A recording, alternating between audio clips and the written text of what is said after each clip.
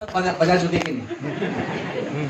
कुछ लोग को मैं देख रहा था कि जब से प्रोग्राम चालू हुआ है ठान के बैठे बजाऊंगा नहीं, और जो लोग ऐसा ठान के बैठते हैं ना वो बजाते नहीं बजवाते हैं। कल सोमवार है ना, सोमवार से बजना चालू हो जाएगा तुम्हारा, इसलिए आज खुशी खुशी बजा लो, नहीं तो कल से बजना चालू हो जाएगा।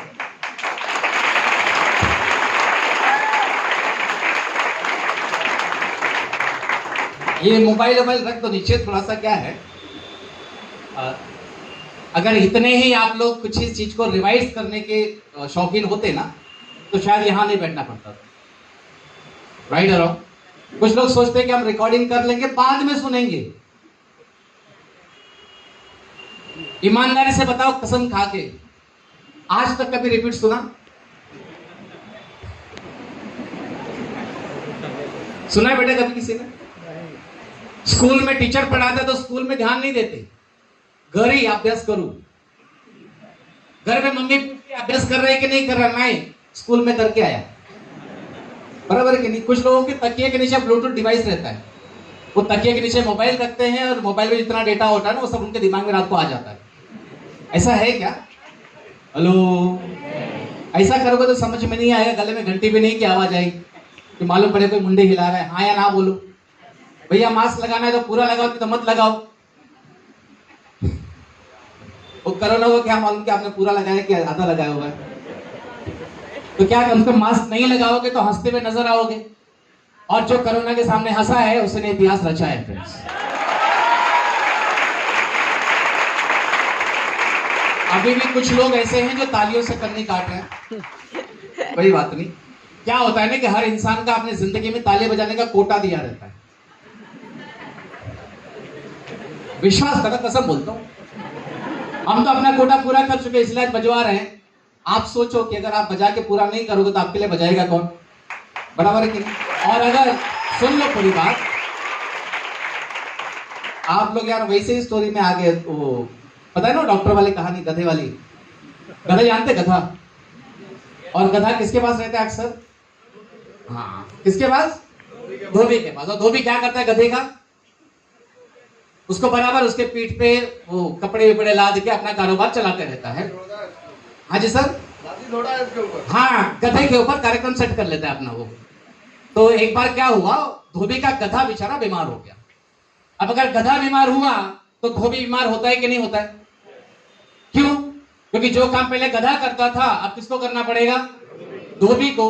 और धोबी को काम करने की आदत नहीं है, उसको गधे को वापर के काम करवाने की आदत है। अब भैया धोबी का गधा तो उसके लिए बच्चे जैसा होता होगा। हेलो, तो धोबी भाग भाग के डॉक्टर के पास में जाता है। डॉक्टर को पता, डॉक्टर साहब मेरा गधा बड़ा बीमार हो गया है, उसके लिए कुछ दवाई चाहिए। तो डॉक्टर बोला यार गधे को यहाँ पर लेके आ जा। बोला नहीं सर, चल फिर नहीं सकता, उसको यहाँ नहीं ला सकते। तो बोला यहाँ लाएगा नहीं तो सुई कितनी लगेगी? बोले साहब सुई मत लगाओ, दवाई दे दो उसको। बोला ठीक है, एक काम कर, ये दवाई ले और उसको खिला के आ जा। इतना सुना, दवाई लिया, तुरंत भाग गया। और डॉक्टर कुछ बोलने वाला था उसके पहले वो भाग के चला गया गधे के पास में। अब गधा है यार, बच्चा थोड़ी है वो, कैसे उसको दवाई खिलाओगे? बेटा मुंह खोल, मुंह खुला, खुलेगा क्या?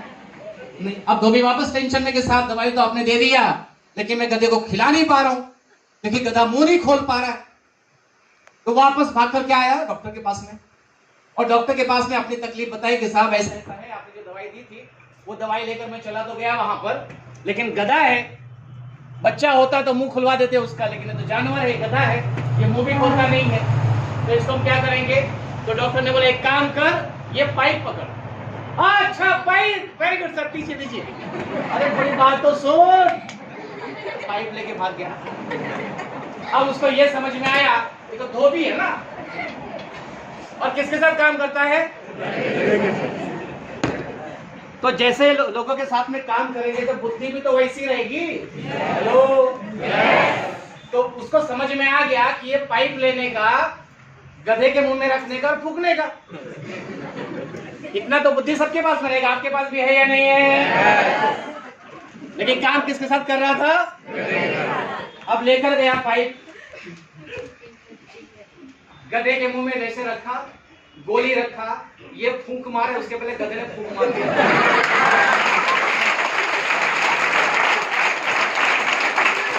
ये बताओ, आप लोग ये तालियां धोबी के लिए बजा रहे हो कि गधे के लिए बजा रहे हो? अब ये धोबी भैया वापस आ रहे हैं। भाई साहब, डॉक्टर साहब बचाओ, क्या हो गया? अरे तू तो गधे के लिए दवाई लेके गया था, क्या हो गया? बोला सर आपने जैसा बोला था मैंने वैसा ही किया। अरे साला मैं बोला कहाँ था, वो कुछ करने तो अपनी मर्जी से किया। बोला सर आपने बम्बू दिया था ना, पाइप, हमने गधे के मुंह में रखा, दवाई रखी और मेरा फूंक मारने के पहले गधे ने मार दिया। दवाई उसके पेट में जाने के बदले अपने पेट में आ गई। सर अब बताओ क्या होगा, बचाओ सब आप। अब बताओ एक्चुअल गधा कौन? आपकी हंसी साफ साफ जाहिर कर दी कि एक्चुअल गधा कौन है। अरे भैया डॉक्टर के पास में गए हो, डॉक्टर को मालूम है कि गधे को दवाई कैसे खिलानी है। डॉक्टर ने दवाई दिया, तुम लेके भाग गए। डॉक्टर की बात पूरी सुनी नहीं, लफड़े में आए, फिर डॉक्टर के पास में आए, फिर डॉक्टर ने बात किया, पाइप दिया, फिर लेके भाग गए, पूरी बात सुनी नहीं। और अब दवाई जब अंदर घुस चुकी है, अब पूरा सुन के भी क्या करोगे? वही डर रहा हूं। तो अगर वो डॉक्टर के पास पूरी तरीके से रुकता तो डॉक्टर उसको ये बताने वाला था कि बेटा ये दवाई है, ये पाइप है, पाइप पहले गधे के मुंह में रखना, फिर दवाई रखना और फिर जोर से करना, तो दवाई सीधा गधे के। लेकिन तूने पूरी बात सुनी नहीं, पूरी बात समझी नहीं। तेरे को खाली गधा मालूम है, दवाई मालूम है और पाइप मालूम है, लेकिन पहले कहां रखना चाहिए ये नहीं मालूम था। और इसी वजह से वो दवाई तेरे पेट में आ गई और जो दवाई हमको गधे को खिलानी थी वो तो खाकर आ गया है। अब क्या कर सकते हैं इसका? तो जब मैंने पहली बार इस टाइप का प्रोग्राम देखा था तो मैं भी उस धोबी के जैसा काम करता था गधों के साथ। गधा मतलब समझो है, भावना समझ सकते हो ना? अपने कहावत है कि गधा मजदूरी मत करो, मतलब खाली शरीर से काम मत कर रहे बाबा, दिमाग में थोड़ा वापस। तो मैं काम करता था ऐसे लोगों के बीच में जिनकी संगत में महीने का 25-50 हजार रुपए, लाख रुपए, मतलब बहुत बड़ी रकम है। 25-50 मतलब साला में तो और आप मुझे बताओ सर, ये 25-50 हजार रुपए का कोई गिनती है क्या आज? हेलो नहीं। अच्छा, बड़े कॉन्फिडेंस से कमाते कितना? ठीक है, तो सर्कल में काम करता था तो जब भी हम लोग बैठते थे तो बातें क्या होती थी? दिवाली में बोनस, बॉस को कैसे खुश नहीं रहे, कैसे बनाया जाए, बराबर है कि नहीं, बिना काम किए कैसे पगार ली जाए। और हम जब नौकरी करते थे तो उसमें ज़ेरॉक्स का पैसा भी कंपनी हमको दिया करती थी। तो जब बिल बनाते थे ज़ेरॉक्स का तो 50 रुपए का बिल बना है तो 1 जीरो और बढ़ा देते थे। आ गया तो आ गया, नहीं तो गया क्या। तो ऐसे तो जिंदगी कट रही थी। तो एक गधा जिंदगी है कि नहीं है यार? यस। अब ऐसी जिंदगी जीने वाले को कोई आके बोलता है 10-20 हजार रुपए का सामान ले ले बाबू, 2-3 साल काम कर लेना, राजा का जिंदगी जिएगा, विश्वास होगा क्या?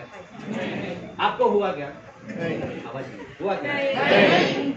नीता मैडम ने इतना बढ़िया प्रेजेंटेशन दिखाया और आप बोलते हो विश्वास नहीं हुआ। विश्रांति मैडम ने इतना बढ़िया होस्टिंग किया, आप बोलते हो विश्वास नहीं हुआ। दिग्विजय पाठक सर ने इतना बढ़िया माहौल ऑर्गेनाइज करके दिया, आप बोलते हो विश्वास नहीं हुआ। तो आप क्या दूध के भूले हो? जाके मार्केट में बोलोगे तो लोग विश्वास कर देंगे। तो मैं भी जब जाके लोगों को बताया कि ऐसा ऐसा है तो लोगों ने मुझे ऊपर से नीचे तक देखा, बोला तेरे को MBA करने के बाद में अगर यही काम मिला तो जैसे जब भंगी बन गया होता है, कोई काम है? ये ऐसे लोगों का काम है जिनके पास कोई काम धंधा नहीं है, ये रिकामा टेके बस ले जाए तो कैसा काम है। और तू तो पढ़ा लिखा है, जिस चाली में रहता है उस चाली में तेरे जैसा पढ़ा लिखा बच्चा कोई नहीं है, माँ बाप का इकलौता लड़का है, समझदार है, ये सब झमेले में क्यों पड़ रहा है? धोबी का गधा नहीं रे, एक और धोबी का घर का नगाड़ का। मैंने नहीं बोला, तुमने बोला। लोगों ने मुझे बोला बोला कि धोबी का कुत्ता बन जाएगा ना तो घर का रहेगा ना तो भाई अपने को भी सोचना पड़ेगा। मतलब इनडायरेक्टली मेरे को उसने बोला तू कुत्ता है,